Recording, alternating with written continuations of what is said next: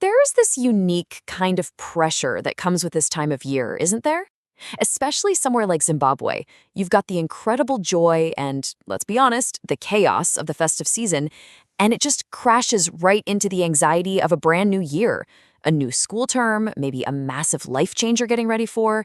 It's this wild mix of celebration and, well, a little bit of dread. And maybe that's where you are right now. You can feel it. You are right on the edge of something amazing. A real breakthrough, a fresh start. But instead of feeling excited, you just feel heavy. You feel stuck, like you're walking into an invisible wall every single time you try to push forward. If that sounds anything like you, I really want you to hear this. That feeling of breaking down, it is so often the tipping point right before a massive breakthrough. Okay, so let's get into this. There's this incredible book by Brianna Wiest called The Mountain Is You, and she asks this really powerful question. What if that giant, impossible challenge you think you're facing, your job, your relationship, whatever it is, isn't actually the problem? What if the real mountain you have to climb is you? So Wiest explains that this inner mountain gets created when two parts of us are just grinding against each other. It's this huge conflict between what we consciously say we want and what our unconscious mind is actually up to, often pulling us in the exact opposite direction. And that right there, that's the heart of why we feel so stuck. Which brings us to the big question. Why do we do this? Why do we self-sabotage? Why does it seem like we trip ourselves up right at the finish line, just when things are about to get really, really good? Let's dig into the mechanics of why we are so often our own biggest problem. So here's a completely different way to look at self-sabotage. Usually we beat ourselves up over it, right? We think it's a lack of willpower or that we secretly hate ourselves. But Wiest says it's not that at all. It's a coping mechanism.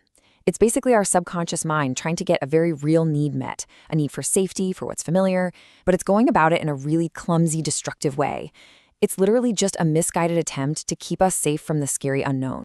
And this slide just lays out that internal battle so perfectly. On the one hand, consciously, you're all in, I'm going to start this business. But unconsciously, your brain is desperately seeking the safety of not failing. You say you want a deep, loving relationship, but your subconscious is just craving the cozy comfort of your old, safe patterns because that protects you from having to be vulnerable. See, it's a constant tug of war inside. And this plugs right into an idea from psychologist Gay Hendricks called the upper limit problem. Basically, we all have a kind of internal thermostat for how much happiness and success we feel comfortable with. When we go past that limit, when life gets too good, our subconscious kind of freaks out and starts breaking things to pull us back down to what's familiar, to what feels safe. We think we're chasing happiness, but most of the time, we're just chasing what feels normal. So, what does this inner battle actually look like in our day-to-day lives? Because it's usually not some big, dramatic meltdown. It's these little, subtle habits we might not even recognize as self-sabotage. Let's pull back the curtain on a few of the most common ones. First on the list, perfectionism. Now look, this isn't about having high standards or wanting to do good work. It's a defense mechanism. At its core, it's a deep fear of being seen as flawed, a fear of failing. So we set the bar ridiculously high. We tell ourselves we can't launch the business until the plan is absolutely perfect, which of course it never will be. And that gives us the best excuse in the world to just never start. We get to avoid the vulnerability of even trying. Oh, and then there's the cult of being busy. This is a big one, especially during that festive rush.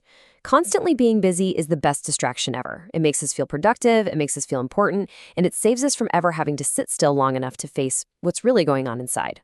Are we running to all those holiday parties to connect with people, or are we running away from the quiet moments where we'd have to think about the new year? We're running, for sure, but a lot of the time we're just running from ourselves. And what about those weird, catastrophic thoughts that pop into your head? The sudden fear of a freak accident or getting fired over one tiny typo. Wiest explains that we often take our real, legitimate fears, like the fear of losing control as our kids head off to a new school or the fear of a new project failing, and we project them onto these super unlikely doomsday scenarios. It feels like a safer way to let out our anxiety without having to face the thing that's actually scaring us. Okay, this right here, this is the big turning point. We've seen the mountain, and we've seen all the ways we keep ourselves stuck at the bottom. So how do we actually start climbing? Well, the whole key is to stop seeing our toughest emotions and our biggest triggers as enemies we have to fight. We need to start seeing them as messengers, as guides that are actually trying to show us the way forward. And the single most important tool you need for this climb, doesn't matter if you're a student staring down exams or a parent trying to navigate family life, is emotional intelligence. And look, this is not some fluffy, soft skill. This is the absolutely critical ability to just pause, listen to what you're feeling, and figure out the message it's trying to send you. It's like learning the language of your own inner world so you can finally understand what it really needs. So let's translate some of that language. This is so powerful because it reframes these so-called negative emotions into incredibly useful tools. That feeling of jealousy, it's not a character flaw.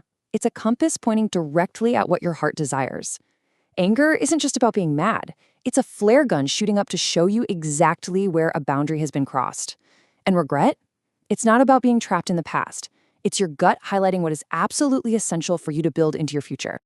So you see, in the end, the whole journey, the entire point of the climb, it was never about conquering some mountain out there. It was always about understanding and mastering your own inner world. It's about finally learning how to work with yourself instead of constantly fighting against yourself. And here's a really simple but powerful way to start doing that. Step 1, just identify the behavior. Notice when you're procrastinating or getting busy. Just name it, no judgment. Step 2, get curious.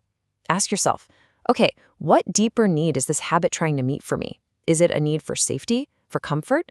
And then step 3, once you know the need, you can consciously choose a new, healthier, more productive way to meet. And this quote just says it all, doesn't it?